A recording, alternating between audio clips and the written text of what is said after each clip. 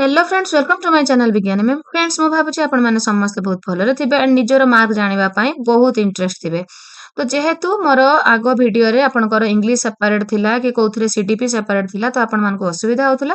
तो सेति पई आपण मानक पई मु नै आसीची कंप्लीट पेपर 2 150 टी क्वेश्चन आपण पूरा 1 रु 150 आपण क्वेश्चन एथिरे पाइबे। तो आपण मानको किछि एड होबार नाही एटा सी सेट अछि। आपण निज निजर क्वेश्चन बाहर करंतु एंड नंबर नुह क्वेश्चन को मिसई कि निजर मार्क एनालिसिस करंतु। तो स्टार्ट करिबा।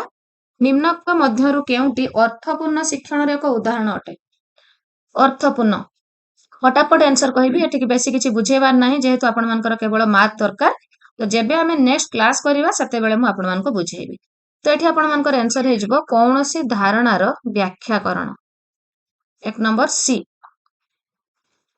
पाठ्यक्रम विकास प्रक्रियार प्रथम सोपानटी कोन? प्रथम सोपान आपणकर पाठ्य खसड़ा प्रस्तुति, शिक्षादान सामग्री चयन, पाठ्यक्रम फलप्रदतार मूल्यांकन, शिक्षार्थी मानकर शिक्षण आवश्यकता निरूपण। आंसर हे जो आपणकर डी। पर्यवेक्षण पई केउ साधनटी व्यवहार करा जाई नथाय कहला नथाय? घटनावली विवरण, रेटिंग स्केल, तनखी तालिका, प्रश्नावली। आपणकर तो ए तीनोटी व्यवहार करा जाई थाए आपणकर डी। डी हे गला आंसर प्रश्नावली। निदानात्मक मूल्यांकनर उद्देश्य कोन? शिक्षार्थीर निर्दिष्ट दुर्बलता चिन्हट करिबा। आपणकर आंसर हे गला ए दुर्बलता चिन्हट करिबा। निम्नलिखित मध्यरु केउटी एक आवेगर उदाहरण नुहे?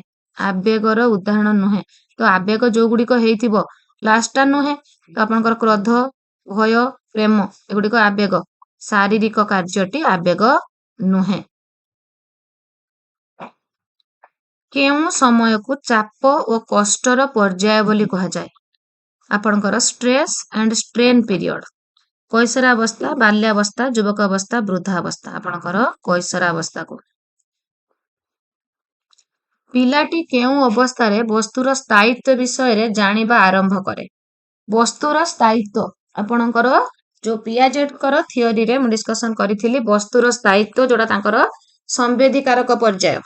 संवेदीकारक पर्याय जोटा होची आपणकर शैशवावस्था। निम्नलिखित केउटी अंतर्निवेशी शिक्षा क्षेत्र रे अधिक प्रयोज्य? भिन्नता और विविधता सत्वे समस्ते शिक्षार्थी को गोटे विद्यालय रे शिक्षादान करिबा। भिन्नता विविधता सत्वे समस्त शिक्षार्थी को गोटे विद्यालय रे शिक्षादान करिबा।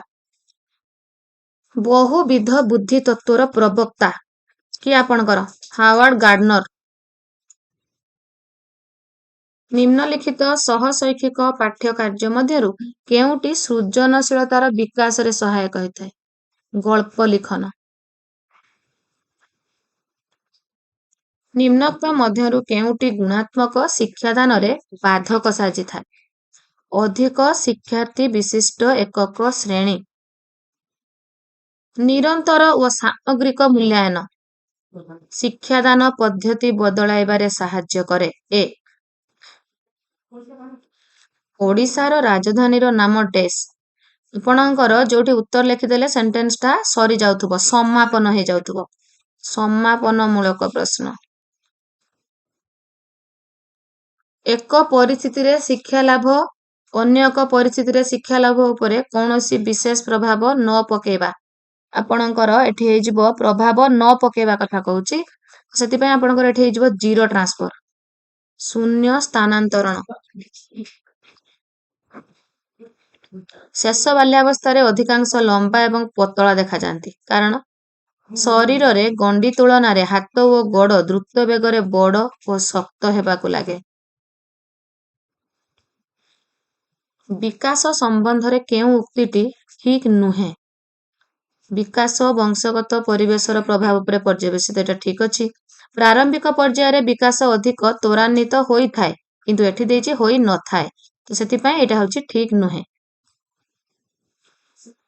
निम्नलिखित उक्ति गुड़िक मध्यरु केउटी व्यक्तिर विकासर नियम सह संपृक्त? कोउटा परिमाण गुण आपणकर विकास हेउची उभय परिमाणात्मक ଗୁଣାତ୍ମକ। ନିମ୍ନୋକ୍ତ ମଧ୍ୟରୁ କେଉଁଟି ସହପାଠୀ ଶିକ୍ଷଣର ଏକ ଉଦାହରଣ? ଶ୍ରେଣୀରେ ପାଠ୍ୟପୁସ୍ତକ ଶିକ୍ଷକଙ୍କୁ ଶୁଣିବା, ଆପଣଙ୍କର ମାନଚିତ୍ର ବ୍ୟବହାର କରି ଦଳରେ ଆଲୋଚନା କରିବା ସହପାଠୀ ଶିକ୍ଷଣ। 21, 23, 24, 27, 25 ର ମାଧ୍ୟମାନ 23.5 ଡି। Answer D. ଯେତେବେଳେ ଗୋଟିଏ ପରୀକ୍ଷଣ ଯାହା ମାପିବାକୁ ଚାହୁଁଛି ତାହା ହିଁ ମାପେ, ତାହାକୁ ପରୀକ୍ଷଣର କ'ଣ କୁହାଯାଏ? ତାକୁ ଭ୍ୟାଲିଡିଟି ବା ବୈଧତା କୁହାଯାଏ। ଉପଲବ୍ଧି ପରୀକ୍ଷଣ ଦ୍ୱାରା ନିମ୍ନ ମଧ୍ୟରୁ କାହାର ଆକଳନ କରାଯାଏ? ଉପଲବ୍ଧି ପରୀକ୍ଷଣ ଆପଣଙ୍କର ବିଷୟ ନିପୁଣତା, ଉପଲବ୍ଧି ଯୋଉଟା ଆପଣଙ୍କର achievement ଟେଷ୍ଟ, ତେଣୁ ଏଠି ହେଇଯିବ ବିଷୟ ନିପୁଣତା। ପରୀକ୍ଷଣର ବିଶ୍ୱସନୀୟତା କହିଲେ କ'ଣ ବୁଝାଏ? ପରୀକ୍ଷଣ ଫଳାଫଳର ସ୍ଥିରତା ହେଉଛି ବିଶ୍ୱସନୀୟତା। ନିମ୍ନଲିଖିତ ସଂଖ୍ୟାମାନଙ୍କର ମଧ୍ୟମା କେତେ? ମଧ୍ୟମା ଆପଣଙ୍କର ଏଠି ହେଇଯିବ 26। ନିମ୍ନୋକ୍ତ ମଧ୍ୟରୁ କେଉଁଟି ଦୃଶ୍ୟ ଶ୍ରାବ୍ୟ ସାମଗ୍ରୀ? ଦୃଶ୍ୟ ଶ୍ରାବ୍ୟ ଟେଲିଭିଜନ। ନିମ୍ନୋକ୍ତ ମଧ୍ୟରୁ କେଉଁଟି ପାରମ୍ପରିକ ଶିକ୍ଷଣ ପ୍ରକ୍ରିୟା ସହ ସମ୍ପର୍କିତ? ଶିକ୍ଷଣ ଶିକ୍ଷକର ଗୁଣାତ୍ମକ ଶିକ୍ଷାଦାନ ଉପରେ ନିର୍ଭର କରେ। ପରବର୍ତ୍ତୀ ବାଲ୍ୟାବସ୍ଥା, ତ ଆପଣଙ୍କର ପରବର୍ତ୍ତୀ ବାଲ୍ୟାବସ୍ଥା ସହ କୋଉଟା ସମ୍ପର୍କିତ? ପରବର୍ତ୍ତୀ ବାଲ୍ୟାବସ୍ଥା ଆପଣଙ୍କର ସମ୍ବେଦୀ କାରକଟା କ'ଣ? 0 ରୁ 2 ଏଣ୍ଡ ଆପଣଙ୍କର ପ୍ରାକ୍ ସଂକାର୍ଯ୍ୟଧର୍ମୀ 2 to 7, ସ୍ଥୂଳ 7 to 12, ବିମୂର୍ତ୍ତ 12 ରୁ ଉପରକୁ। ତ ସ୍ଥୂଳ ସଂକାର୍ଯ୍ୟଧର୍ମୀ ହେଇଗଲା ପରବର୍ତ୍ତୀ ବାଲ୍ୟାବସ୍ଥା 7 to 12। B.F. ସ୍କିନର କେଉଁ ଶିକ୍ଷଣ ତତ୍ତ୍ୱ ଦେଇଥିଲେ? ପ୍ରଯତ୍ନ ପ୍ରମାଦ ଥର୍ନଡାଇଙ୍କର, ଶାସ୍ତ୍ରୀୟ ଅନୁବନ୍ଧନ କାହାର? ଆପଣଙ୍କର ପାଭଲଭଙ୍କର। ତ ଯାନ୍ତ୍ରିକ ଅନୁବନ୍ଧନ B.F. ସ୍କିନର, ଅନ୍ତର୍ଦୃଷ୍ଟି କୋହଲର। ଯାନ୍ତ୍ରିକ ଅନୁବନ୍ଧନ ଅପେରାଣ୍ଟ କଣ୍ଡିସନିଂ B.F. ସ୍କିନର। ମନ ସାମାଜିକ ବିକାଶ ତତ୍ତ୍ୱର ସ୍ରଷ୍ଟା କିଏ? ଆପଣଙ୍କର ଲରେନ୍ସ କୋଲବର୍ଗ ନୈତିକ ବିକାଶ, ଜିନ୍ ପିଆଜେଟ୍ ବୌଦ୍ଧିକ, ଲେଭ୍ ଭାଇଗୋଟ୍ସ୍କି ଆପଣଙ୍କର ସାମାଜିକ ସଂଗଠନବାଦ। ତ ଏରିକ୍ ଏରିକସନ ମନ ସାମାଜିକ ବିକାଶ ତତ୍ତ୍ୱ। ନିମ୍ନୋକ୍ତ ମଧ୍ୟରୁ ସୃଜନଶୀଳ ଚିନ୍ତନର ଲକ୍ଷଣ ଆପଣଙ୍କର ବିଭିନ୍ନମୁଖୀ ଚିନ୍ତାଧାରା ଡାଇଭରଜେଣ୍ଟ ଥିଙ୍କିଂ। କେଉଁ ଶିକ୍ଷାଦାନ ପଦ୍ଧତିଟି ଶିକ୍ଷାର୍ଥୀ କୈନ୍ଦ୍ରିକ ପନ୍ଥାର ଅନ୍ତର୍ଭୁକ୍ତ ନୁହେଁ? ଶିକ୍ଷାର୍ଥୀ କୈନ୍ଦ୍ରିକ ପନ୍ଥାର ଅନ୍ତର୍ଭୁକ୍ତ ନୁହେଁ। ଆପଣଙ୍କର ଏଇଟା ପେପର 1 ରେ ବି ଆସିଥିଲା, ତାଙ୍କର ଆସିଥିଲା ଶିକ୍ଷକ କୈନ୍ଦ୍ରିକ ପନ୍ଥାର ଅନ୍ତର୍ଭୁକ୍ତ। ଏହାର ଅପୋଜିଟଟା ଆପଣଙ୍କର ବ୍ୟାଖ୍ୟାନ ପଦ୍ଧତି। ବ୍ୟାଖ୍ୟାନ ପଦ୍ଧତିଟା ଶିକ୍ଷକ କୈନ୍ଦ୍ରିକ, ଏଟା ଶିକ୍ଷାର୍ଥୀ କୈନ୍ଦ୍ରିକର ପନ୍ଥାର ଅନ୍ତର୍ଭୁକ୍ତ ନୁହେଁ। ତାପରେ ଆମର ଆସିଲା ପେସେଜ, ତ ଆପଣମାନେ ସମସ୍ତେ ପଢିଛନ୍ତି, ତ ସେଥିପାଇଁ ମୁଁ ଆଉ ପେସେଜକୁ ଯାଉନି, ଏଠି ଆପଣମାନଙ୍କୁ କହି ରଖେ। ଜଗତକୁ ନୂତନ ଜୀବନର ଆଲୋକ କିଏ? ଖାଲି ଆନ୍ସର କହିଦେବା, ବୁଦ୍ଧ। କେଉଁ ଉକ୍ତିଟି ଅବିନଶ୍ୱର ଶବ୍ଦର ଅର୍ଥକୁ ପ୍ରକାଶ କରୁଛି? ଯାହା ଶାଶ୍ୱତ। ଏ 32A। ଭାରତବର୍ଷକୁ କବି ପୁଣ୍ୟ ଭାରତବର୍ଷ କହିବାର ତାତ୍ପର୍ଯ୍ୟ କ'ଣ? ଆପଣଙ୍କର ପୁଣ୍ୟାତ୍ମା ମାନଙ୍କ ସ୍ପର୍ଶରେ ଏ ମାଟି ଧନ୍ୟ ହୋଇଛି। ମୋ ଭାରତବର୍ଷ ସ୍ୱର୍ଗଲୋକକୁ କ'ଣ ଦାନ କରିଛି? ଉଜ୍ଜ୍ୱଳ କିରଣ। କବିତାରେ ରାଜନନ୍ଦନ ବୋଲି କାହାକୁ କୁହାଯାଇଛି? ଗୌତମଙ୍କୁ। ବହୁଭାଷୀ କ୍ଷେତ୍ରରେ ଘରର ଭାଷା ଓ ପାଠ ପଢିବା ପାଇଁ ଅଲଗା ଭାଷା ବ୍ୟବହାର ସମାଧାନ ପାଇଁ ଶିକ୍ଷକ କ'ଣ କରିବା ଆବଶ୍ୟକ? ଯେଉଁ ଅଞ୍ଚଳରେ ପଢଉଛନ୍ତି ସେ ଅଞ୍ଚଳର ଲୋକଙ୍କ ସହ ମିଶି ସେମାନଙ୍କର ଭାଷାକୁ କିଛି କିଛି ଶ୍ରେଣୀ ଗୃହରେ ବ୍ୟବହାର କରିବା। ଏଇଟା ହେଇଯିବ ସମସ୍ୟାର ସମାଧାନ। ବର୍ଷା ଋତୁ ସମ୍ପର୍କିତ ରଚନା ଲିଖନ ଶିକ୍ଷାଦାନ ସମୟରେ କେଉଁଟି ଏକ ଶିକ୍ଷଣ ସାମଗ୍ରୀ ନୁହେଁ? ଝଡ଼ ତୋଫାନର ଦୃଶ୍ୟ ବର୍ଷା ଋତୁ ସହିତ ସମ୍ପର୍କିତ। ବର୍ଷାରେ ଛତା ଧରି ଯାଉଥିବା ଲୋକ ବର୍ଷା ଋତୁ ସହିତ ସମ୍ପର୍କିତ। ବନ୍ୟାରେ ଗାଈ ଗୋରୁ ଭାସି ଯାଉଥିବେ ବର୍ଷା ଋତୁ ସହିତ ସମ୍ପର୍କିତ। ବନ୍ୟାରେ ନଦୀ ପୋଖରୀରେ ମାଛ ଧରା ଯାଉଥିବ, ଏଇଟା ଆପଣଙ୍କର ବର୍ଷା ଋତୁ ସହିତ ସମ୍ପର୍କିତ ନୁହେଁ। ତ 37 ଆପଣଙ୍କର ଆନ୍ସର ସି। ପସନ୍ଦ କରିବା ଅର୍ଥ ପ୍ରକାଶ ରୂଢ଼ିଟିକୁ କ'ଣ କହିବା? ଆମେ କୋଉଟା କହିବା? ଆଖି ପକେଇବା, ଆଖିକି ପାଇବା, ଆଖିକି ରଖିବା, ଆଖି ଦେବା। ଆଖିକି ପାଇବା, ଆଖିକି ପାଇବା ହେଉଛି ପସନ୍ଦ କରିବା।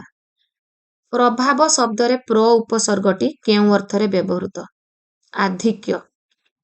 ଆଧିକ୍ୟ ଅର୍ଥରେ ବ୍ୟବହୃତ। କେଉଁଟି ଗୋପୀନାଥ ମହାନ୍ତିଙ୍କ ରଚନା? ଅମୃତର ସନ୍ତାନ। ବୋଧଶକ୍ତିର ବିକାଶ ଶିକ୍ଷାର୍ଥୀଙ୍କର ବିଷୟଭିତ୍ତିକ ଜ୍ଞାନର ଅଭିବୃଦ୍ଧି ନିମନ୍ତେ। ବୋଧଶକ୍ତିର ବିକାଶ ତାତ୍ତ୍ୱିକ ପଠନ। ବହୁଭାଷୀ ପରିସ୍ଥିତିରେ ଭାଷାର ପଠନ କ୍ଷେତ୍ରରେ ବିଦ୍ୟାର୍ଥୀ ନିମ୍ନ ପ୍ରଦତ୍ତ କେଉଁ ସମସ୍ୟାରେ ପଡ଼ିବାର ଦେଖାଯାଏ? ତ ଏଠି ଆପଣଙ୍କର ବହୁଭାଷୀ ପରିସ୍ଥିତିରେ ଆପଣଙ୍କର ହବ ଶବ୍ଦ ଭଣ୍ଡାର ସୀମିତ ଥିବାରୁ ପିଲା ନିର୍ଭୁଲ ବାକ୍ୟ ରଚନା କରିପାରନ୍ତି ନାହିଁ। ତ 42 ଆପଣଙ୍କର ବି ହବ। 42 ବି। ନେକ୍ସଟ ଯିବା ଅନୌପଚାରିକ ପତ୍ର କାହାକୁ କୁହାଯାଏ?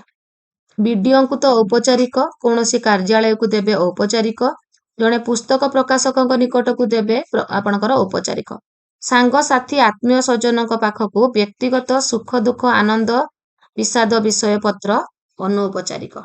ଘରୋଇ ପତ୍ର ଯେଗୁଡ଼ିକ ସେଟା ହଉଛି ଆପଣଙ୍କର ଅନୌପଚାରିକ। ସରଳ ଯୌଗିକ ବା ଜଟିଳ ପ୍ରତ୍ୟେକ ବାକ୍ୟର ଶେଷରେ ଯେଉଁ ଚିହ୍ନ ବ୍ୟବହୃତ ହୁଏ ତାକୁ କଣ କୁହାଯାଏ?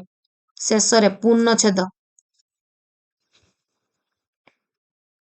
ଯେଉଁ ପଦ୍ଧତି ମାଧ୍ୟମରେ ପିଲାମାନଙ୍କୁ ବର୍ଣ୍ଣମାଳାର କ୍ରମ ଅନୁସାରେ ଅକ୍ଷର ଦେଖି ଲେଖିବାକୁ କୁହାଯାଏ ତାକୁ କଣ କହନ୍ତି? ଅକ୍ଷର ଦେଖି ଲେଖିବ। ଅକ୍ଷର ଲିଖନ ପଦ୍ଧତି। ରଘୁ ପ୍ଲସ୍ ଅ ରାଘବ। ଏଠାରେ ଅ ପ୍ରତ୍ୟୟ କେଉଁ ଅର୍ଥରେ? ଅପତ୍ୟ ଅର୍ଥରେ। ଅପତ୍ୟ। କେଉଁଟି ପୃଥିବୀ ଶବ୍ଦର ଏକାର୍ଥକ ଶବ୍ଦ ନୁହେଁ? ବିଶ୍ୱମ୍ବରା ମେଦିନୀ ଅବନୀ ବିଭାବସୁ। ତ ଆପଣଙ୍କର ଏଠି ଆନ୍ସର ହେଇଯିବ ବିଭାବସୁ। ପୃଥିବୀ ଶବ୍ଦର ଏକାର୍ଥ ବୋଧକ ଶବ୍ଦ ନୁହେଁ। ତ 47 ଆପଣଙ୍କର ଡି।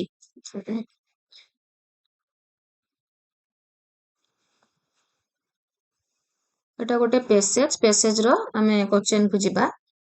ସମସ୍ତେ ପିଲାଙ୍କ ପାଠପଢା ସମ୍ପର୍କରେ କାହିଁକି ଆଲୋଚନା କରିବା ଉଚିତ? 48 ଆପଣଙ୍କର ପିଲାର ପାଠପଢା ପ୍ରତି ଆଗ୍ରହ ବୃଦ୍ଧି ପାଇବ। ଆପଣଙ୍କର ଏ ବଡମାନେ ପିଲାଙ୍କ ସ୍କୁଲ ଅନୁଭୂତି ଧୈର୍ଯ୍ୟ ସହକାରେ କାହିଁକି ଶୁଣିବା ଆବଶ୍ୟକ? ପିଲାଟିର ସମଗ୍ର ଚରିତ୍ରଟି ଆକଳନ କରାଯାଇ ପାରିବ। 49 ବି। 50 କେଉଁ ଯୁଗ୍ମ ଶବ୍ଦଟି ଭିନ୍ନ? ଆପଣଙ୍କର ପାଠ ଶାଠ ବାଡ଼ି ବଗିଚା ଗୀତ ନାଚ କଥାବାର୍ତ୍ତା। ତ ଏଥିରେ ଦୁଇଟି ଯୋଉ ଶବ୍ଦ ଯୋଡ଼ି ରହିଛି ଯୁଗ୍ମ ଶବ୍ଦ ସବୁଗୁଡ଼ିକ ସାର୍ଥକ ଶବ୍ଦ, କିନ୍ତୁ ପାଠ ଶାଠରେ ଗୋଟେ ନିରର୍ଥକ ଶବ୍ଦ ରହୁଛି। ତ ସେଥିପାଇଁ ପାଠ ଶାଠଟି ଆପଣଙ୍କର ଭିନ୍ନ ହବ। ସବୁଗୁଡ଼ିକ ତ ଯୁଗ୍ମ ଶବ୍ଦ, ସବୁଗୁଡ଼ିକ ଠିକ ଅଛି, କିନ୍ତୁ ଆପଣଙ୍କର ପାଠ ଶାଠଟି ଭିନ୍ନ ହେବ। ଶିଶୁଟିର ଯେଉଁ ବିଷୟରେ ଆଗ୍ରହ ଅଛି ସେଥିରେ ତାକୁ କାହିଁକି ସୁଯୋଗ ଦେବା ଉଚିତ? ଯୋଉଥିରେ ଆଗ୍ରହ ତାକୁ ସେଥିରେ ସୁଯୋଗ ଦେଲେ ଆଗ୍ରହୀ ଥିବା ବିଷୟରେ ଖୁବ୍ ଉନ୍ନତି କରିବାର ସମ୍ଭାବନା ସୃଷ୍ଟି ହେବ। ପିଲାଟିକୁ ତାର ପ୍ରଦର୍ଶନରେ ପ୍ରଶଂସା କରାଯିବା ଆବଶ୍ୟକ। ତାର ନିଜ କାର୍ଯ୍ୟ ପ୍ରତି ଦୃଢ଼ ପ୍ରତ୍ୟୟ ସୃଷ୍ଟି ହେବ ଓ ସମାଜରେ ନିଜକୁ ପ୍ରତିଷ୍ଠିତ କରିପାରିବ। 52 ଡି। କେଉଁ ବାକ୍ୟରେ ବିଶେଷଣର ବିଶେଷଣ ପଦର ପ୍ରୟୋଗ ହେଇଛି? ଆପଣଙ୍କର କୈଳାସ ବାବୁ ଭାରି ଭଲ ମଣିଷ। ଆପଣଙ୍କର ଦେଖନ୍ତୁ ଏଠି ବିଶେଷ୍ୟ ପୂର୍ବରୁ ବିଶେଷଣ ଅଛି। ଏଠି ଭଲ, ଛତାଟି ଭଙ୍ଗା, ବିଶେଷ୍ୟ ପୂର୍ବରୁ ବିଶେଷଣ, ଉଡ଼ନ୍ତା ଚଢ଼େଇ, ଉଡ଼ନ୍ତା। ବିଶେଷ୍ୟ ପୂର୍ବରୁ ଏଇ ଯୋଉ ବିଶେଷ୍ୟ ପୂର୍ବରୁ ଏଠି ବିଶେଷଣ ସବୁ ବ୍ୟବହାର ହେଇଛି ଏ ବି ଆଉ ଡି ରେ, କିନ୍ତୁ ସି ରେ ବିଶେଷ୍ୟ ପରେ ବିଶେଷଣ ବ୍ୟବହାର ହେଇଛି। ତ ସେଥିପାଇଁ ହେଲା ବିଶେଷଣର ବିଶେଷଣ। କେଉଁ ଶବ୍ଦରେ ଉତ୍ ଉପସର୍ଗର ପ୍ରୟୋଗ କରାଯାଇଛି? ଉତ୍ ଉପସର୍ଗ ଆପଣଙ୍କର ଉତ୍ତପ୍ତ। ଶିକ୍ଷାବର୍ଷ ଶେଷରେ ଯେଉଁ ମୂଲ୍ୟାୟନ କରାଯାଏ ତାକୁ କଣ କୁହାଯାଏ? ସାମଗ୍ରିକ ମୂଲ୍ୟାୟନ। ବନ୍ଧନୀ ମଧ୍ୟରୁ ଉପଯୁକ୍ତ ଶବ୍ଦ ବାଛି ଶୂନ୍ୟସ୍ଥାନ ପୂରଣ କର। ଶୂନ୍ୟସ୍ଥାନ ପୂରଣ ନିର୍ଦ୍ଦିଷ୍ଟ ଉତ୍ତରମୂଳକ। ମୂଲ୍ୟାୟନ କ୍ଷେତ୍ରରେ କେଉଁଟି ମୌଖିକ ଧାରାର ଅନ୍ତର୍ଭୁକ୍ତ ନୁହେଁ? ମୌଖିକ ଧାରାର ଅନ୍ତର୍ଭୁକ୍ତ ଆପଣଙ୍କର କଥୋପକଥନ ଆବୃତ୍ତି ପଢିବାର ଶୈଳୀ ଆପଣଙ୍କର ଦୀର୍ଘ ଉତ୍ତରମୂଳକ ପ୍ରଶ୍ନ। କେଉଁଟି ଦେଶଜ ଶବ୍ଦ? ଓଳିଆ। 58 ଏ। କେଉଁଟି ପ୍ରସନ୍ନ ଶବ୍ଦର ବିପରୀତ? ପ୍ରସନ୍ନ ବିଷନ୍ନ। 59 ସି। କେଉଁଟି ଶୁଦ୍ଧ ଶବ୍ଦ? ପୌରୋହିତ୍ୟ। 60B. Then English को जिबा friends. The government destroyed the old shops and built a supermarket. Which of the following can replace the underlined word? Destroyed. Destroyed होची आपनकर pull down. ବର୍ଷା dash from asthma when she was very young. ମାନେ ତାର ବର୍ଷାର ଯେତେବେଳେ ସେ ଛୋଟ ଥିଲା ସେତେବେଳେ ତାକୁ ଆସ୍ମା ହେଇଥିଲା ତ head suffered. Then ଦେଖିବା which letter in the word handkerchief ଆପଣଙ୍କର handkerchief ଯୋଉଟା ସେଠି କୋଉଟା silent letter D. Answer ହେଇଯିବ 63B. Spacing is related to the skill of writing. Space କୋଉଠି ଦିଅନ୍ତି writing ରେ ତ ଆପଣଙ୍କର answer ହେଇଗଲା D. Dash question has only a fixed answer. Fixed answer କୋଉଠି ଥାଏ objective type ରେ. A good review of a book does not incorporate. ଆପଣଙ୍କର ହବ typographical error. ସେ error ଟା ମନେ ରଖନ୍ତୁ ସେଟା ଗୋଟେ ହଉଛି printing ବା typing mistake. Typographical error ହଉଛି printing ବା typing mistake. Which is the first step in 5P? 5P ରେ engagement. ଏଠି ପୁଣି passage ଆସିଲା passage ତ ଆପଣ ମାନେ ସମସ୍ତେ ପଢିଛନ୍ତି ଆମେ ଖାଲି answer କୁ ଯିବା ଆପଣଙ୍କର which word in the poem means scale? Foot rule. The poet finds no peace or rest when he grew older. When he grew older. Answer is B. ତାପରେ 70 ରହିଗଲା. Which stanza in the poem describes the poet's childhood? First stanza. Then 71 को ଯିବା. The one furrow in the last line represents the old age of the life. 72B. Which of the following words is pronounced with T sound at the end? तो आपनकर एठी हेजबो laughed.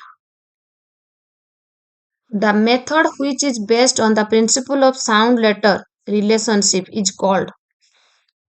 तो एठी आपनकर कोन देछि the phonic method. A. To utter a part of a word using more voices, stress. Which does not come under content analysis in teaching a poem? Characters. Indian cheered the players excitedly in the stadium throughout the match. Eighty excitedly टा fast आसीबो तो eighty option B हबो B. अन्य कोउथरे भी excitedly fast नाही. तापरे which of the following are the productive skill? Speaking, writing. India became independent on 15th August 1947. 79B. What a lovely morning. It is going to be a nice day. The book is interesting. Interesting टा an adjective. Let us go out for a walk. Suggestion. 82A. If I had enough money, I dash go to England. I would go to England. 85. There was a fine fragrance in the province because of the ଆପଣଙ୍କର answer ହେଇଯିବ musk deer. The people of mountain slope use dash as their currency. ତ ଆପଣଙ୍କର salt. The people there are still primitive who live by hunting. The expression scarcely in the passage means rarely. ଆପଣଙ୍କର scarcely ମାନେ rarely. I am little concerned. Dash your examination result about your result. I dash by my sister's sudden decision. I was surprised. 90C. Was surprised हबो.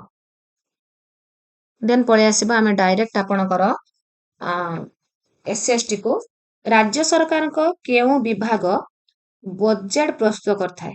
Budget किए प्रस्तुत करथाय आपणकर अर्थ विभाग. अन्वेषण पंथा हेउची गोटे शिक्षार्थी केन्द्रिक पंथा. ଆପଣଙ୍କର 92B। ନିମ୍ନୋକ୍ତ ମଧ୍ୟରୁ କିଏ ଦିଲ୍ଲୀରୁ ଦୌଲତାବାଦକୁ ଯୋଉ ତାଙ୍କର ରାଜଧାନୀ ସ୍ଥାନାନ୍ତର କରିଥିଲେ? କିଏ କରିଥିଲେ? Mohammed bin ତଗଲକ। ଖାରବେଳ କେଉଁ ପ୍ରାଚୀନ ରାଜ୍ୟର ଶାସକ ଥିଲେ? କଳିଙ୍ଗ। ନେକ୍ସଟ ଯିବା। ପଞ୍ଚାୟତ ରାଜ ଅନୁଷ୍ଠାନ ଗୁଡ଼ିକ କେତେ ସ୍ତରରେ କାର୍ଯ୍ୟ କରନ୍ତି? ତ୍ରିସ୍ତରୀୟ, 3ଟି ସ୍ତର। ଭାରତର କେଉଁ ଅନୁଷ୍ଠାନ ମୌଳିକ ଅଧିକାରକୁ ସୁରକ୍ଷା ଦିଏ? ମୌଳିକ ଅଧିକାର ଆପଣଙ୍କର ସୁପ୍ରିମକୋର୍ଟ, ସର୍ବୋଚ୍ଚ ନ୍ୟାୟାଳୟ। ପୁରୀର ଜଗନ୍ନାଥ ମନ୍ଦିର ପରିସର ମଧ୍ୟରେ ମୁକ୍ତି ମଣ୍ଡପ କିଏ ନିର୍ମାଣ କରିଥିଲେ? ଆପଣଙ୍କର ପ୍ରତାପ ରୁଦ୍ରଦେବ। ପ୍ରତାପ ରୁଦ୍ରଦେବ ନିର୍ମାଣ କରିଥିଲେ। ଜଣେ ଇତିହାସ ଶିକ୍ଷକ ଛାତ୍ରଛାତ୍ରୀମାନଙ୍କୁ ନିକଟରେ ଥିବା ଏକ ନିର୍ଦ୍ଦିଷ୍ଟ ସ୍ଥାନକୁ ନେଇ କେତେକ ନିର୍ଦ୍ଦିଷ୍ଟ ଅଭିଜ୍ଞତା ଅର୍ଜନ କରିବାର ସୁଯୋଗ ଦେଲେ, ତ ସେଟା ହେଇଯିବ ଆପଣଙ୍କର କ୍ଷେତ୍ର ପରିଭ୍ରମଣ। ଅର୍ଥଶାସ୍ତ୍ର କିଏ ରଚନା କରିଥିଲେ? କୌଟିଲ୍ୟ। ଖାରବେଳ କାହିଁକି ଭୁବନେଶ୍ୱର ଉଦୟଗିରି ପାହାଡ଼ରେ ଗୁମ୍ଫା ଖୋଳାଇଥିଲେ? ଜୈନ ସନ୍ନ୍ୟାସୀମାନଙ୍କର ସାମୟିକ ରହଣି ପାଇଁ। ସାମାଜିକ ବିଜ୍ଞାନରେ ଏକ ସ୍ପଷ୍ଟ ଶିକ୍ଷଣ ଉଦ୍ଦେଶ୍ୟର ଗୁଣାବଳୀ କ'ଣ? ପରିମାଣ ଯୋଗ୍ୟ ଓ ପର୍ଯ୍ୟବେକ୍ଷଣ ଯୋଗ୍ୟ। ସାମାଜିକ ବିଜ୍ଞାନରେ ଶିକ୍ଷାର୍ଥୀମାନଙ୍କ ମଧ୍ୟରେ ଅନୁସନ୍ଧାନର ଦକ୍ଷତା ବିକାଶ ପାଇଁ କ୍ଷେତ୍ର ପରିଭ୍ରମଣ ପଦ୍ଧତି ଉପଯୁକ୍ତ। ମୌର୍ଯ୍ୟ ଶାସନର ପତନ ପରେ କେଉଁ ରାଜବଂଶ ଓଡ଼ିଶାର ପୁନରୁଦ୍ଧାର ପାଇଁ ଜଣାଶୁଣା? ସମ ରାଜବଂଶ। ସମ ରାଜବଂଶ। ସମ ରାଜବଂଶ। କେଉଁ ୟୁରୋପୀୟ ଦେଶ ପ୍ରଥମେ ଭାରତ ସହିତ ବାଣିଜ୍ୟ ସମ୍ପର୍କ ସ୍ଥାପନ କରିଥିଲେ? ପର୍ତ୍ତୁଗାଲ। ପ୍ରକଳ୍ପ ପଦ୍ଧତିର କ୍ରମ: ଯୋଜନା, କାର୍ଯ୍ୟକାରୀ, ମୂଲ୍ୟାୟନ। ପ୍ରାଥମିକ ସ୍ତରରେ ସ୍ଥାନୀୟ ସ୍ୱାୟତ୍ତଶାସନ ଶିକ୍ଷା ଦେବାରେ ସର୍ବୋତ୍ତମ ପଦ୍ଧତି: ନାଟକ ଅଭିନୟ, ଅନୁକରଣୀୟ। ପ୍ରତିବର୍ଷ ମାନବ ଅଧିକାର ଦିବସ ପାଳନ କରାଯାଏ ଡିସେମ୍ବର 10। ମୁଖ୍ୟମନ୍ତ୍ରୀଙ୍କ ପରାମର୍ଶ କ୍ରମେ କିଏ 5 ବର୍ଷ ପୂର୍ବରୁ ବିଧାନସଭା ଭଙ୍ଗ କରନ୍ତି? ରାଜ୍ୟପାଳ। ୟୁରୋପରେ ଜାତୀୟତାବାଦର ବିକାଶ କେଉଁ ଘଟଣା ଦ୍ୱାରା ପ୍ରବଳ ଭାବରେ ପ୍ରଭାବିତ ହୋଇଥିଲା? ପ୍ରବଳ ଭାବରେ ଫରାସୀ ବିପ୍ଳବ। ଫରାସୀ ବିପ୍ଳବ। ରାଷ୍ଟ୍ର ନିର୍ଦ୍ଦେଶାତ୍ମକ ନୀତିର ଧାରଣା: ଆୟାରଲାଣ୍ଡ। ନିମ୍ନଲିଖିତ ମଧ୍ୟରୁ କେଉଁଟି ମୂଲ୍ୟାୟନର ଏକ ସାଧନୀ ନୁହେଁ? କୋଉଟା? ଅନୁମାନ କରିବା। କେତେବେଳେ ଗଠନମୂଳକ ମୂଲ୍ୟାୟନ କରାଯାଏ? ଗଠନମୂଳକ। ଶିକ୍ଷାଦାନ ଶିକ୍ଷଣ ପ୍ରକ୍ରିୟା ସମୟରେ। ନିମ୍ନୋକ୍ତ ମଧ୍ୟରୁ କେଉଁଟି ଗଳ୍ପର ପ୍ରକାରଭେଦ ନୁହେଁ? ନାଟକ। ନିମ୍ନୋକ୍ତ ମଧ୍ୟରୁ କେଉଁଟି ଏକ ନାଟ୍ୟାଭିନୟର ନିୟମାବଳୀ ନୁହେଁ? ଆପଣଙ୍କର ଏକାକୀ କାର୍ଯ୍ୟ ଓ ପ୍ରଗତି। ଏକାକୀ କାର୍ଯ୍ୟ ଓ ପ୍ରଗତି ଏଟା ହେଉଛି ନାଟ୍ୟାଭିନୟର ନିୟମାବଳୀ ନୁହେଁ। ସମସ୍ତେ ମିଶିଲେ ନାଟକ ହୁଏ। ନାଟକ ଏକାକୀ ଜଣେ କରିବା କଷ୍ଟ। ନିମ୍ନୋକ୍ତ କେଉଁଟି କେନ୍ଦ୍ରୀୟ କାର୍ଯ୍ୟପାଳିକାର ଅନ୍ତର୍ଭୁକ୍ତ ନୁହେଁ? କେନ୍ଦ୍ର କାର୍ଯ୍ୟପାଳିକାର ଅନ୍ତର୍ଭୁକ୍ତ ନୁହେଁ। କୋଉଟା ଆପଣଙ୍କର? ବିରୋଧୀ ଦଳ ନେତା। କିଏ କହିଥିଲେ ସ୍ୱରାଜ ମୋର ଜନ୍ମଗତ ଅଧିକାର? ବାଲ ଗଙ୍ଗାଧର ତିଲକ। ଅଭିଜ୍ଞାନ ଶାକୁନ୍ତଳମ୍ ନାଟକ ରଚନା କରିଥିଲେ କାଳିଦାସ। ନିମ୍ନୋକ୍ତ ମଧ୍ୟରୁ ଗୋଟିଏ ସଂଘୀୟ ରାଷ୍ଟ୍ରର ଲକ୍ଷଣ ନୁହେଁ? ଏକ ଅଲିଖିତ ନମନୀୟ ସମ୍ବିଧାନ। କୁତବୁଦ୍ଦିନ ଆଇବାକ ରାସବଂଶର ପ୍ରତିଷ୍ଠାତା। କେଉଁ ଯୁଦ୍ଧ ପରେ ଇଷ୍ଟ ଇଣ୍ଡିଆ କମ୍ପାନୀ ବଙ୍ଗ ପ୍ରଦେଶ ଉପରେ ଆଧିପତ୍ୟ ବିସ୍ତାର କରିଥିଲା? ପଲାସି ଯୁଦ୍ଧ। ପୃଥିବୀର କେଉଁ ସ୍ତର ଉଭୟ ଭୂତ୍ୱକ ଏବଂ ଉପର ମାଣ୍ଟାଲ ସୂଚିତ କରେ? ଭୂତ୍ୱକ ଓ ଉପର ମାଣ୍ଟାଲ। ଲିଥୋସ୍ଫିୟର। ନିମ୍ନୋକ୍ତ ମଧ୍ୟରୁ କେଉଁଟି ଜୈବ ମଣ୍ଡଳର ଅନ୍ତର୍ଭୁକ୍ତ? ଜୀବଜନ୍ତୁ ଓ ସେମାନଙ୍କର ପରିବେଶ। ଶିଳାସ୍ତର ମଧ୍ୟରେ ଥିବା ମୃତ ପ୍ରାଣୀ ଓ ଉଦ୍ଭିଦର ନଷ୍ଟ ଅବଶେଷକୁ ଜୀବାଶ୍ମ କୁହାଯାଏ। ବିଶ୍ୱ ପରିବେଶ ଦିବସ ଜୁନ 5 ତାରିଖରେ।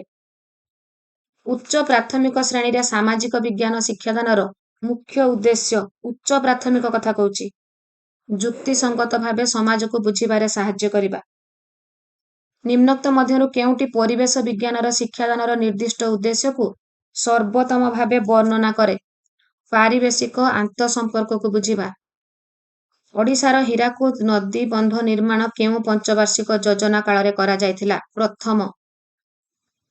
କେଉଁ ପ୍ରକାର ମାନଚିତ୍ରରେ ବୃଷ୍ଟିପାତ ବଣ୍ଟନ ଓ ତାପମାତ୍ରା ବଣ୍ଟନ ଦର୍ଶାଯାଇଥାଏ? ତଥ୍ୟ ଭିତ୍ତିକ ମାନଚିତ୍ର। ବିନ୍ଧ୍ୟ ଓ ସାତପୁରା ପର୍ବତ ଶ୍ରେଣୀ ମଧ୍ୟରେ ଗ୍ରସ୍ତ ଉପତ୍ୟକା ପାଇଁ କେଉଁ ନଦୀ ପ୍ରବାହିତ ହୁଏ? କେଉଁ ନଦୀ? ନର୍ମଦା। ବାୟୁମଣ୍ଡଳରେ କେଉଁ ସ୍ତର ଏକ ବିଦ୍ୟୁତ୍ ଚାର୍ଜିତ ସ୍ତର? ଆୟନସ୍ଫିୟର। ତୁମେ ଯଦି ବିଷୁବରେଖାରୁ ଉତ୍ତର ମେରୁ ଆଡ଼କୁ ଯିବ ତୁମେ କେଉଁ କ୍ରମରେ ତାପମଣ୍ଡଳ ଅଞ୍ଚଳକୁ ଅତିକ୍ରମ କରିବ? ବିଷୁବରେଖାରୁ ଗ୍ରୀଷ୍ମମଣ୍ଡଳ, ନାତିଶୀତୋଷ୍ଣ, ଦେନ୍ ହିମ। ଭୂଗୋଳ ବିଷୟରେ ଭିଡିଓ ଓ ଡକୁମେଣ୍ଟାରୀ ଗୁଡ଼ିକ କେଉଁ ପ୍ରକାର ସମ୍ବଳ? ଦୃଶ୍ୟ, ଶ୍ରାବ୍ୟ, ଉଭୟ। ସାମାଜିକ ବିଜ୍ଞାନରେ ମନୋଭାବ ଓ ମୂଲ୍ୟବୋଧର ମୂଲ୍ୟାୟନ ପାଇଁ ନିମ୍ନୋକ୍ତ ମଧ୍ୟରୁ କେଉଁଟି ସର୍ବୋତ୍ତମ ସାଧନୀ? ଏଟା ହେଉଛି ଆପଣଙ୍କର ସବୁଠୁ ସର୍ବୋତ୍ତମ ସାଧନୀ ଆପଣଙ୍କର କୋଉଟା? ଲିଖିତ ପରୀକ୍ଷଣ, ରେଟିଂ ସ୍କେଲ, ମାନଚିତ୍ର ପରୀକ୍ଷା, ବସ୍ତୁନିଷ୍ଠ। ତ ଆପଣଙ୍କର ହେଇଯିବ ଏଟା ରେଟିଂ ସ୍କେଲ। ଆପଣଙ୍କର ରେଟିଂ ସ୍କେଲ। ମହାନଦୀ କେଉଁ ରାଜ୍ୟରୁ ଉତ୍ପତ୍ତି ଲାଭ କରିଛି? ଛତିଶଗଡ଼। ଛତିଶଗଡ଼ରୁ। କେଉଁ ଫସଲ ଓଡ଼ିଶାର ମୁଖ୍ୟ ଖାଦ୍ୟଶସ୍ୟ ଅଟେ? ଧାନ। ନିମ୍ନୋକ୍ତ କେଉଁଟି ଭାରତର ପ୍ରଥମ ଲୌହ ଇସ୍ପାତ କାରଖାନା? ଟାଟା ଲୌହ ଇସ୍ପାତ କାରଖାନା। ଓଡ଼ିଶାର କେଉଁ ସ୍ଥାନରେ ମୁଖ୍ୟତଃ ଚିରହରିତ ବା ବୃଷ୍ଟିବହୁଳ ଅରଣ୍ୟ ଦେଖାଯାଏ? ବୃଷ୍ଟିବହୁଳ, ମୟୂରଭଞ୍ଜ। ଓଡ଼ିଶାର ସମତଳ ଭୂମି ମୁଖ୍ୟତଃ କେଉଁ ଧରଣର ଓଡ଼ିଶାର ସମତଳ ଭୂମି ମୁଖ୍ୟତଃ କେଉଁ ଧରଣର ଜମା ଦ୍ୱାରା ସୃଷ୍ଟି? ପଟୁ। ସାମାଜିକ ବିଜ୍ଞାନରେ ମୂଲ୍ୟାୟନର ମୁଖ୍ୟ ଉଦ୍ଦେଶ୍ୟ? ପ୍ରଗତିକୁ ମାପ କରି ଶିକ୍ଷଣକୁ ମାର୍ଗଦର୍ଶନ କରାଇବା। ନିଦାନାତ୍ମକ ମୂଲ୍ୟାୟନର ଲକ୍ଷଣ? ଶିକ୍ଷଣ ଅସୁବିଧା ବା ସମସ୍ୟାର ଚିହ୍ନଟୀକରଣ। ଦେନ୍ ଯିବା ନେକ୍ସଟ କ୍ୱେଶ୍ଚନକୁ। ପୃଥିବୀର ସବୁଠାରୁ ଅଭ୍ୟନ୍ତର ସ୍ତରକୁ କଣ କୁହାଯାଏ? କୋର୍। ଆପଣଙ୍କର କ୍ରଷ୍ଟ, ମାଣ୍ଟାଲ, ଦେନ୍ କୋର୍। ଓଡ଼ିଶାର ଉଚ୍ଚତମ ସ୍ଥାନ ଦେଓମାଳି କେଉଁ ଜିଲ୍ଲାରେ? କୋରାପୁଟ। ସାମାଜିକ ବିଜ୍ଞାନ ଶିକ୍ଷାଦାନରେ ଭାବାତ୍ମକ ଉଦ୍ଦେଶ୍ୟ କଣ? ମନୋଭାବ ଓ ମୂଲ୍ୟବୋଧ ଗଠନ। ସାମାଜିକ ବିଜ୍ଞାନ ଶ୍ରେଣୀରେ ଦଳଗତ କାର୍ଯ୍ୟର ଉଦ୍ଦେଶ୍ୟ କଣ? ସହଯୋଗ ଓ ସାମାଜିକ ଅଂଶଗ୍ରହଣ ନିଶ୍ଚିତ କରିବା। ପୃଥିବୀକୁ କେତୋଟି ତାପମଣ୍ଡଳରେ ବିଭକ୍ତ କରାଯାଇଛି? କେଉଁ ପ୍ରକାର ପ୍ରଶ୍ନ? ଜ୍ଞାନ ଭିତ୍ତିକ। କେଉଁ ପ୍ରକାର ମୂଲ୍ୟାୟନରେ ଶିକ୍ଷାର୍ଥୀର ଶିକ୍ଷଣ ଓ ଶିକ୍ଷକଙ୍କର ଶିକ୍ଷାଦାନରେ ଅଗ୍ରଗତି ନିମନ୍ତେ ସୁଯୋଗ ଥାଏ? ଗଠନମୂଳକ ମୂଲ୍ୟାୟନ। ଗଠନମୂଳକ ମୂଲ୍ୟାୟନରେ। କେଉଁ ଗ୍ୟାସ ପୃଥିବୀର ବାୟୁମଣ୍ଡଳରେ ସର୍ବାଧିକ ପରିମାଣରେ ରହିଛି? ସବୁଠୁ ଅଧିକ ପରିମାଣରେ ରହିଛି ଯବକ୍ଷାରଜାନ। କର୍କଟ କ୍ରାନ୍ତି ଓ ମକର କ୍ରାନ୍ତି ମଧ୍ୟରେ ପୃଥିବୀର କେଉଁ ତାପମଣ୍ଡଳ? କର୍କଟ କ୍ରାନ୍ତି ଉତ୍ତରରେ, ଦକ୍ଷିଣରେ ମକର କ୍ରାନ୍ତି। ତ ସେଟା ହଉଛି ଆପଣଙ୍କର ଗ୍ରୀଷ୍ମମଣ୍ଡଳ। ସେଟା ହଉଛି ଗ୍ରୀଷ୍ମମଣ୍ଡଳ। ଚିଲିକା ଏକ କେଉଁ ପ୍ରକାର ହ୍ରଦ? ଚିଲିକା ହଉଛି ଏକ ଆପଣଙ୍କର ଉପହ୍ରଦ। ଆପଣଙ୍କର ଚିଲିକାକୁ ଗୋଟେ ହ୍ରଦ ବୋଲି ଆପଣଙ୍କର ଅଫିସିଆଲି କୁହାଯାଉଛି, ବଟ୍ ଆପଣଙ୍କର ଡେସ୍କ୍ରାଇବ୍ କରାଯାଇଛି ତାକୁ ଯେ ଗୋଟେ ହଉଛି ସେଟା ଇଣ୍ଡିଆର ଏଣ୍ଡ ଏସିଆର ଗୋଟେ ଲାର୍ଜେଷ୍ଟ କୋଷ୍ଟାଲ ଲାଗୁନ୍ ଉପହ୍ରଦ ବୋଲି। ଏଣ୍ଡ ଏଟା ହଉଛି ଆପଣଙ୍କର ବାର୍କିସ୍ ୱାଟର, ଏଥିରେ ଖାରିଆ ପାଣି ଥାଏ। କାହିଁକିନା ଯେହେତୁ ଏଟା ଆପଣଙ୍କର ଡ୍ୟୁ ଟୁ କନେକ୍ସନ ୱିଥ୍ ବେ ଅଫ୍ ବେଙ୍ଗଲ, ବେ ଅଫ୍ ବେଙ୍ଗଲକୁ କନେକ୍ସନ ଅଛି, ତ ଆପଣଙ୍କର ଏଟା ହେଇଯିବ ଗୋଟେ ଉପହ୍ରଦ। ଓଡ଼ିଶାର କେନ୍ଦୁଝର ଜିଲ୍ଲାରେ କେଉଁ ଖଣିଜ ପଦାର୍ଥ ପ୍ରଚୁର ପରିମାଣରେ ମିଳେ? ଆପଣଙ୍କର ଆଇରନ୍ ଅର୍, ଲୁହା ପଥର। ତ ଫ୍ରେଣ୍ଡସ୍ ଏଠି ଆମେ କମ୍ପ୍ଲିଟ୍ ଡିସ୍କସନ୍ କରିଦେଲେ। ଯଦି ଆପଣମାନଙ୍କୁ ଭିଡ଼ିଓଟି ଭଲ ଲାଗୁଛି ଲାଇକ୍ କମେଣ୍ଟ କରିବାକୁ ଆଦୌ ବି ଭୁଲିବେ ନାହିଁ। ଏଣ୍ଡ ଆପଣମାନଙ୍କର ସାଙ୍ଗମାନଙ୍କ ସହିତ ଯଦି ସେୟାର କରୁଛନ୍ତି ସେମାନେ ମଧ୍ୟ ତାଙ୍କର ମାର୍କ ଗୁଡ଼ିକ ଜାଣିପାରିବେ। ଏଣ୍ଡ ଆପଣମାନେ କେତେ ମାର୍କ ରଖିଲେ, ଆପଣମାନଙ୍କୁ କେମିତି ଲାଗିଲା এই ସେସନଟି ନିଶ୍ଚୟ କମେଣ୍ଟ କରି ଜଣାଇବେ। ଆଜି ପାଇଁ ଏତିକି। ସମସ୍ତେ ଭଲରେ ରୁହନ୍ତୁ।